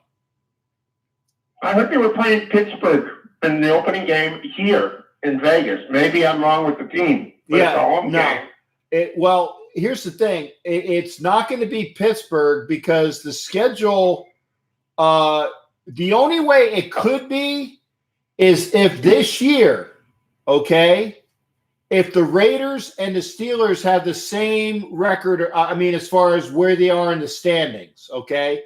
Right. If the Steelers are third and the Raiders are third, if the Steelers are second and the Raiders are second, then if it works that it says the AFC North, with whichever team would be the AFC North team is going to Oakland, then it would be a possibility. That's the only way it's going to be the Steelers in 2020 because we played the AFC North last year, which means that, remember, for the AFC teams, it's every 3 years. For the NFC teams, it's every 4 years because you got to go through every division. But since you already play your division in the AFC, the rotation is every 3 for the AFC division. So there you go. We played the AFC North last year, which was 2018, which means 2021 is when we will play the AFC North. We'll play everybody in the AFC North. If we play the Steelers the opening Monday night game, it would only be because this year's record, the Steelers and the Raiders are on the same level within the division, and the AFC North team on the schedule is slated to be a home game in Las Vegas. It's possible, but it's not guaranteed. I think his source was, because I always have to when I say stuff like this, it's source. I think he said he read it somewhere where it laid out the schedule, home and away for 2020. And Pittsburgh was the first night on the home schedule. You know, the top team, first team. Yeah. Unless, and I really doubt that I missed it. About? Yeah. I really doubt that I missed it. I again, because these schedules are laid out years in advance, which is why you can go on Johnny Road Trip, I believe it's called, where you can see the schedules for the next several years. It'll say, AFC North versus AFC West, and it'll say who the Raiders will be playing for the next several years. Why? Because they laid out these schedules years in advance. 3 or 4 years in advance. Yeah. So look at it and say if it'll say the way it is. In fact, Augie's a Steelers fan. Got some whiskey calling my name. Augie, thanks for coming aboard, and you're welcome to the show. Thank you for coming in. And like I said, I like Steeler trolls as well. I'm just kidding about the troll portion. But welcome to the show, and thanks for coming on board, shipmate. You know who I'm talking to in Vegas is the Visitors and Convention Board. And they're talking to the hotels, and they're going to come to me, they said, by July 1st with the proposals that they're getting from the hotels for about 20 rooms on that Monday night, or for that first weekend, let's say. Okay. So as soon as they get back to me, it's just going to be like a block of rooms in a hotel that's, nice to stay in, but also doesn't, break the bank. Right. That doesn't cost you an arm and a leg. Well, that's good. No. Yeah. Yeah. They said, have we dealt with the Raiders? I said, the Raiders were nothing more than a flea on their back, with all the stuff they're going on with their first game at Vegas. Right. So, we're going sideways to make sure that they help us and obtain the place with the best rooms and the best price. Well, you know what, Ed? And again, I'm going to thank you for your call. I'm going to open it up. I want to say, if you're interested in that opening game, whatever that opening game is in Vegas in 2020, make sure you get with Ed Winchell, and he's going to have the information about the party. We're going to have a Captain Jack and crew party, and that's the man to get a hold of. Right. That's right. That's right, Captain. Well, hey, Shipmate, good hearing from you. Thanks again. The game's back on, and I think already that Steph is hurt. he doesn't look like he's playing Look 100%. at him. He's now holding on to his knees. He pulled a muscle in his thigh, I think, and he's just not. Something's wrong with him. Yeah. Well, I'm like I said, him and Klay Thompson are going to have to carry this team. That goes without saying. And there's a one of the announcers said, that Curry has to have 50 points. Yeah. Well, look at him there. It's just something's wrong with him. So I think they're going to key on that for a little bit. But anyways, Cap, I'll let you go. All right. Hey, thanks for calling in, Ed. You got it, Captain. We'll talk soon. All right. Thanks again. That's Ed Winchell out there in about an hour away from Oakland. Want to say hello to Raider Homer. Thanks for coming in. Yeah, Steve Carlton for sure, Mike, Sarah. And you will see when it gets here, when it gets on the wall. I have my my autographed Steve Carlton Phillies jersey. One of my pride and joys. I have my Phillies jerseys are my Boa, because Larry Boa is my favorite Philly of all time. Love Larry Boa. I got a Pete Rose jersey, who should be in the Hall of Fame. We all can understand that. And then I finally just recently got the Steve Carlton. If there are jerseys that you guys need to have framed, make sure you go on. It's Dusty Johnson is the gentleman that is the big Raider fan over in Arizona, and he does all my work. Granted, I had one or two that were done that I had prior, but I think I want to say, well, I got the Derek Carr, and I won that in a raffle in Colorado, and I don't know who did that one, but the rest of the jerseys that I have been done by Dusty. So when they get done, you'll see them. And it's unique because the Derek Carr jersey I have is the only one that is vertical. The rest of them are horizontal. Big frame, big space there. Really, really nice jerseys. Toronto up by 3 right now, 69-66. Make them up by 5-1. Kawhi's going to the line. So they're up by 5 with Kawhi doing having a free throw in a minute. I was going to say, who asked me if I thought that Toronto was going to win the game? It's hard to say.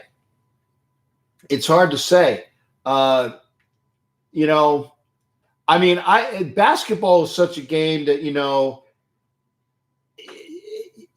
unless you're up by about 10 with maybe 30 seconds to go, you're going to win the game. But it's so hard. It's so hard to say who's going to win a basketball game because it's such up in the air, and you never really know. At least in hockey, you could see that that the Blues were going to win, especially when it was 4-0. There's really no way that the Bruins are going to come back from a 4-0. You got one in, but they weren't going to get 4 to tie. So let's see here. Nope, short on the 3, and ball is out to the Warriors. Is that Andre Iguodala? Yep. So they are still down. They're down 6. So we'll see. Line is open. Jesus, thanks for coming in. Since we're talking baseball, go Dodgers and the Blue Crew. Yeah, I tell you what, the Dodgers, and I will say this, best team in the National League. But, it's all about winning it all. And I'm not saying it to rub it in. Dodgers are the best team in the National League. The Braves and the Phillies actually play in Atlanta this week. And Phillies played their first 3, beat Atlanta, I think, 3 in a row. So they were up 3 games originally. But just today, Atlanta has jumped ahead of the Phillies. I'm not sure if I don't think it's the first time the Phillies have been out of first place, but I know that this weekend series with the Braves are going to be very important to see what the Phillies have. Obviously, first place is up for grabs. I don't think that it's as close in the NL West. I know that the Padres were in first place for a little while, but the Dodgers have pretty much taken it over since. Although I think that if I'm not mistaken, I thought that the Padres have a winning record against the Dodgers. So there you go. 3 from Steph. Toronto up 2, 72-70, and nope. And missed layup to the outside. Nope. And can't see who that boy is. Nice. Oh, he got stripped. So was it a goaltend? I guess it was. Yeah, I guess it was a goaltend. Was that Lowry? I think it's Lowry.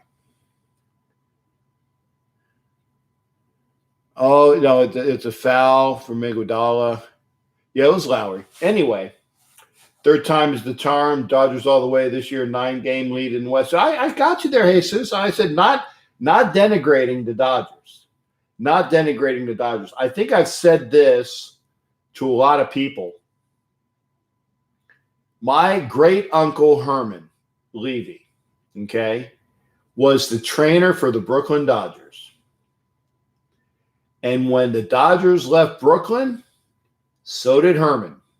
He went with the Dodgers and said goodbye to his wife and kids. Just the way he was. Herman was different that way. Funny thing is, though, is that, Herman was the trainer for the Dodgers in Brooklyn. He obviously went out there to be the trainer for the Dodgers in Los Angeles. And eventually he was the trainer for the Padres down south. Excuse me. And he was their trainer. He eventually retired. And then I ran across his obit in the Sporting News. I remember the Sporting News used to have the obits on the last page, and that's where I ran into the name. And I asked my mom, I said, "Hey, Mom, look, there's some guy named Levy." He says, "Yeah, that's your great Uncle Herman." That's when I found out for the story. So I like the Dodgers, as long as they ain't playing my Phillies. But if the Dodgers go to the series this year, myself and a couple of the one person on this board that goes onto these games, we're going to the series. I guarantee you, man. Hook or crook, I'll be at that. Yanks are losing 5-4. Thanks for that sports update, Jimmy Farrell. I saw that the Rays game was postponed. They were playing the Angels. I can almost guarantee you it was probably postponed to weather. They probably had they probably had an electrical outage. I don't know this for a fact, but when my phone went on, it said the Rays game has resumed. That's what happens down at the Trop is you have power outages and the lights go out, things like that. So that happens. So I don't know who won. And just when Johnny, who's also a Yankees fan, said that the Yankees are going to win. Line is open, 813-699-0834. I want to say again, while we got him on the line, for Just Win Johnny for One Nation Fashion, who's going to be doing a lot of my artwork. Got some really good stuff from him. I just need the fact to get it to I got to take it to FedEx and get it laid out. So hopefully that'll be the last time you see this poster. So I'll have some wonderfully professionally done work, and I'm working on some other things. And I just Johnny, if you can just get the one that has the one that has the YouTube in front of that. So that we can have the YouTube, what this channel is, so people can see it whenever they get a chance to be here.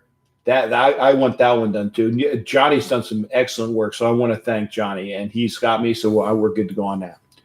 All right, turning to the game. AI is or the second AI is shooting free throws and missed. Wow, 72-70. So I guess AI missed both. Got to shoot your free throws, guys. Want some payback. Astros or Red Sox or versus Dodgers in the World Series. We'll see. I don't think it's going to be the Red Sox, Jesus. I really don't think it's going to be the Red Sox. Nick DaCosta, thanks for coming in. Nick is actually pulling for the Raptors. Nick, are you? Is it because you don't like the Warriors, or you're a Lakers fan, or are you a true Raptors fan? I'm just curious. I'm just wanted to see a 3-pointer from Golden State, down 1. So back and forth. Line is open, 813-699-0834, 813-699-0834. You want to talk? You want to talk sports? There's plenty to talk about. Like I said, we've spoken about everything. Because, again, Ed came in and spoke about the basketball tonight. And just on cue, Just Win Johnny, how you doing there, shipmate? What's going on with you?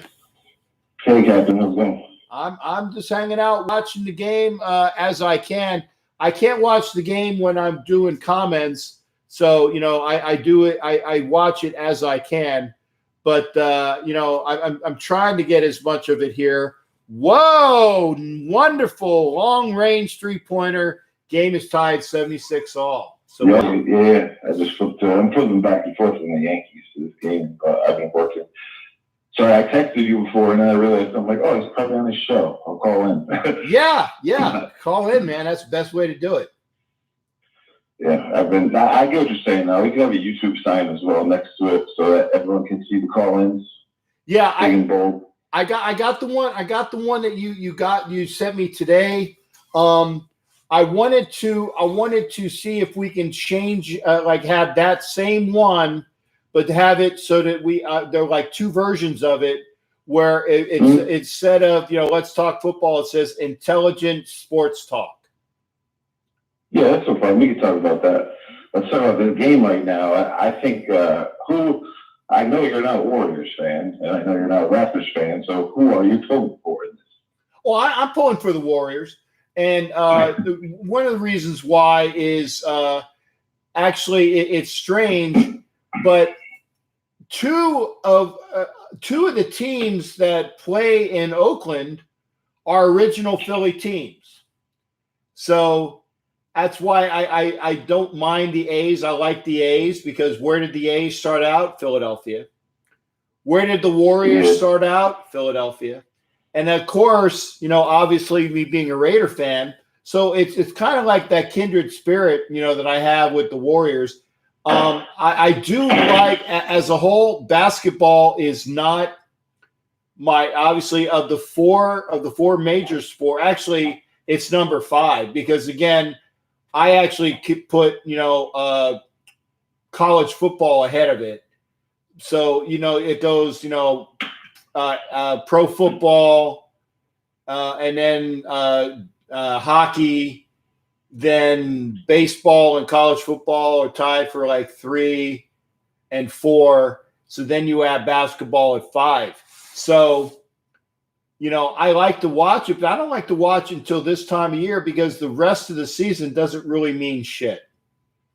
That's the way it is. Yeah, I like basketball. It's like my second favorite, football than basketball, but I'm mainly a football guy. And Yankees is kind of even, but as I told you before, they win so much, and then they all win, and then everyone expects them to win, and it's always being a Yankee fan. It's not everything. It's not rainbows all the time because there's such a high standard that the fans can be cranky, and so. But I like NBA, the fast pace there and everything. I don't mind hockey, but I can't watch golf, and I don't like watching other baseball besides like the Yankee game or Yankee Red Sox series.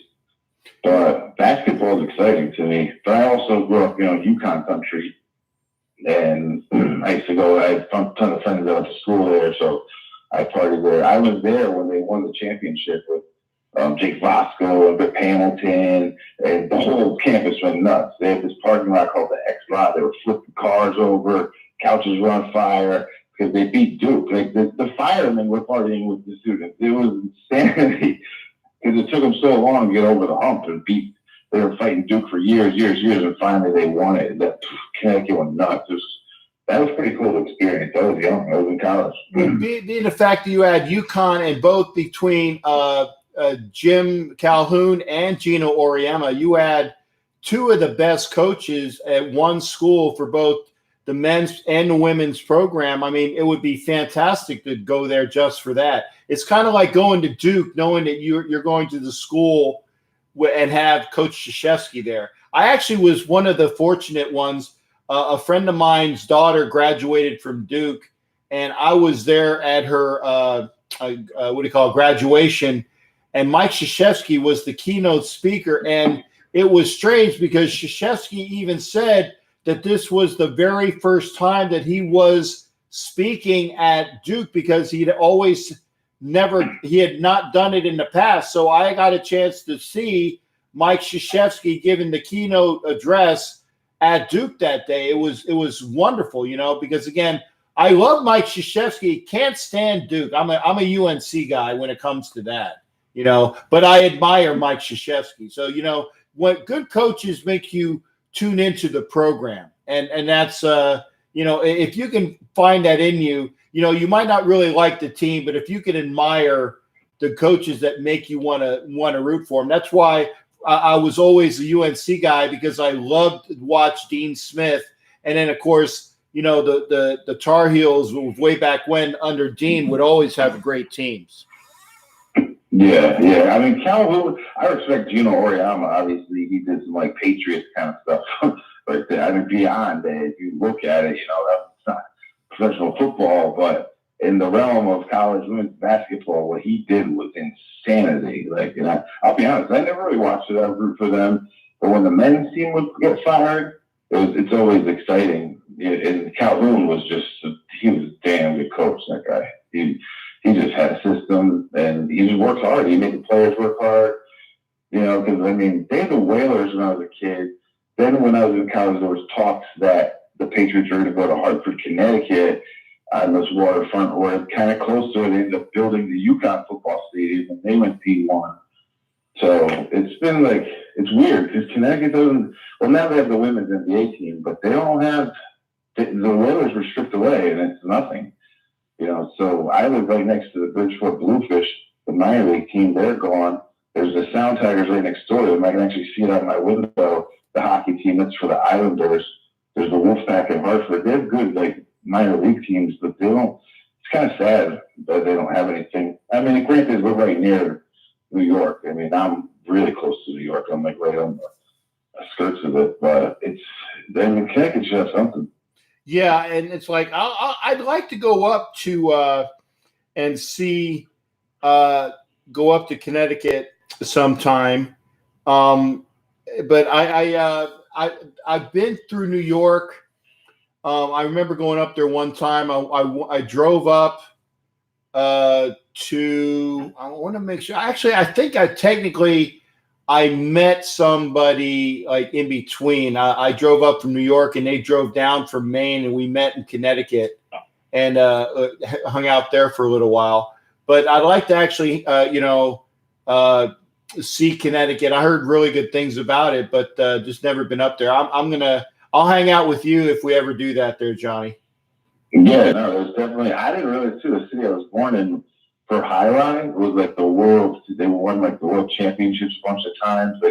I don't know, as a kid, I remember Highline, everyone gambling on it, but I never really thought anything of it. And now I see an ESPN show where it's Bridgeport and Milford, Connecticut, we're kingpins, and then in Miami is what? I remember it, but it's never. You don't think of that kind of stuff, so it's just weird. They still have cool. They still have Highlight up there? No, they're all shut down. They're still whatever they call them, the melees or whatever the places are. Those parties, they're still there and painted and signs. But there's there's bushes going around the places. One was turned into a dog track and shut down. But no. When I was a kid, it was rampant, and I just didn't realize how big it was. it was only really in Miami and up here. It was weird. Right, because I know that being in Florida,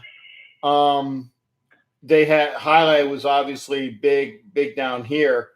That they would have the frontons down Miami and Hialeah and things like that. But I haven't seen highlight. That's why I asked. I said, "Wow, they still have it." And then of course you said no, which made me. I was like, "Okay, good," because I thought that that sport, because that sport was rigged as hell. Oh, it was. I remember I come from a big, half Italian, half Polish family. So I have tons of cousins that were like in their 40s then, and I was a kid, like 8, 10.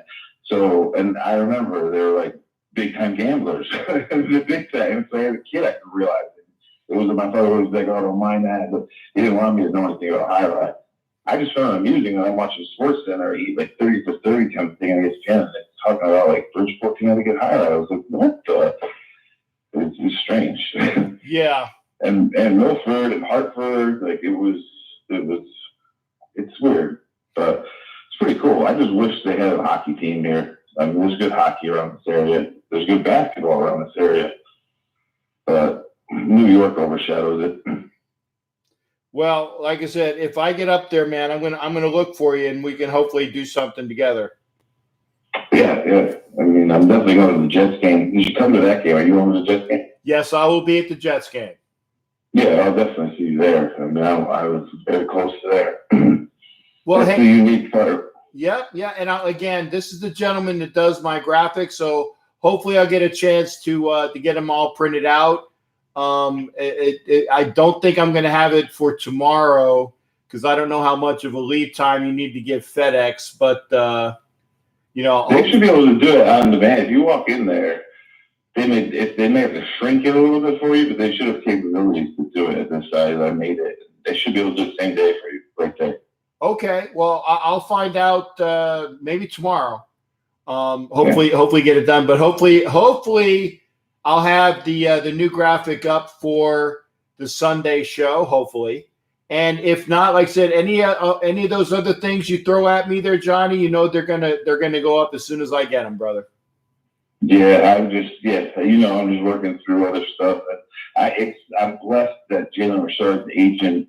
She really works with me now, and she's kind of introduced me to Max Crosby for some graphics, and she came and had me with graphics for some 49ers for personal brands. And I told her, I'm like, I can't do 49ers stuff, and I'm not even part of that rivalry. As a Raider fan, I don't like them, but I'm from the East Coast, so it doesn't sting me as bad. But I said to her, well, I'll do his personal stuff, but I can't do 49ers stuff.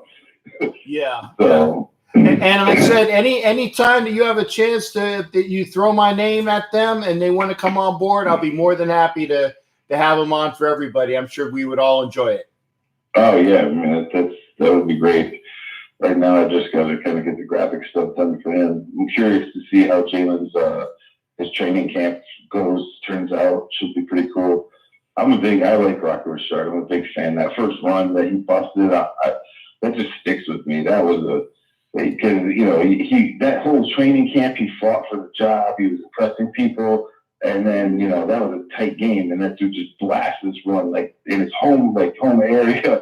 I don't think it's his hometown, but he's from Louisiana. Yeah, and it's in the Superdome, his first carry, 52-yard touchdown, and I was there. Yeah, you were there. Yeah, I forgot you told me that. I was there when he busted that hole.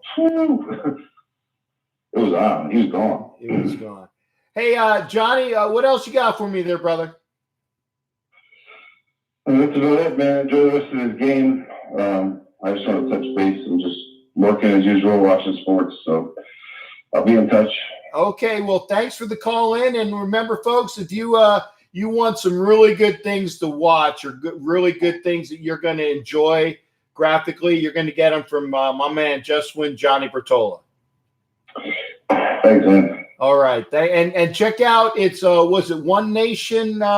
What is it? One Nation Fanware. One Nation Fanware. Check out that site as well for Johnny. You won't be disappointed. All right. Whoop. I'm sorry, Johnny. Apologies. I'm sorry. I sometimes do that. I don't hear anything, and then I hit it, and then I hear something. I apologize. Didn't mean to. But again, really good stuff. One Nation Fanware. Check it out. Me and wife are going to the Jets game. I'm Kendall. I'm not sure. I think I got some tickets. I don't know whether I got them with the with the Silver and Black Empire or if I got them. I know I got some tickets. I might have 4 tickets. I might have actually double bought. I'll see. I'm not sure. So we'll see where, because I might have 2 tickets available. So if you need tickets, I'll definitely. I haven't bought the 4 yet. I know I bought the 2. I think I'm on the hook for another 2. So when that happens, when I say I'm going to buy something, I do buy it. I don't leave people in a lurch. That's effed up. I do not want to do that. So we'll see where I'm at. Game right now, Golden State is up by 3 after the free throw from it looked like Siakam. I didn't quite see who was on the line. Nice pick. Wow. Curry bounces around through his leg. He lost the ball. Up, jump ball. Splatterhead. Far be it from me. Do I know who Splatterhead is?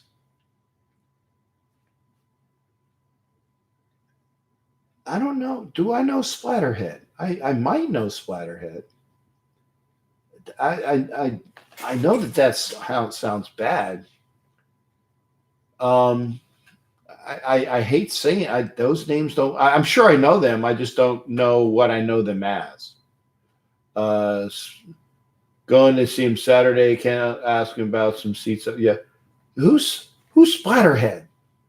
I feel bad if I know him by another name. Chuck from the. Okay. New Jersey Black Hole. Okay, there you go. Now I know who you're talking about. Now I know who you're talking about. Yeah, see, I that's why I said that the name didn't sound familiar. So I know him by it. Just I know him by the Jersey president. Line is open 813-699-0834. We are up. Oh wow, I take it back.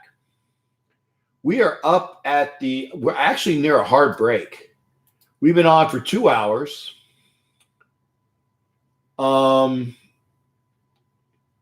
It's been fun. Again, I always enjoy getting a chance to come on. Thank you for being here. And we're going to do this. Do the outro.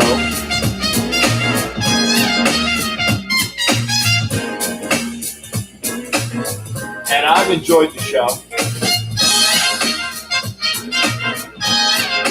So make sure that you join me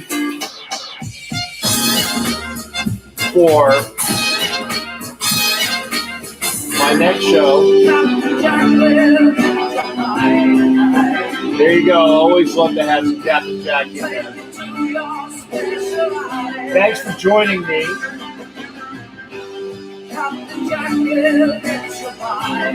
I'll be here tomorrow night.